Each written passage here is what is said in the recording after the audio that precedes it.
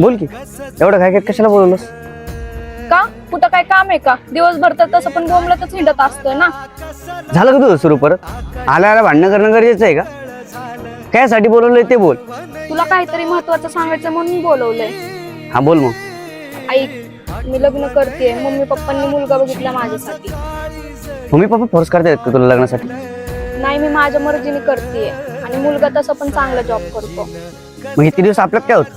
Timepass. मग एवढं काय ओव्हर रिॲक्ट करतोय? लग्नच तर करतेय ना. जे तुला आता भेटतंय ते लग्नानंतर पण भेटन. तुला एक बोलू का?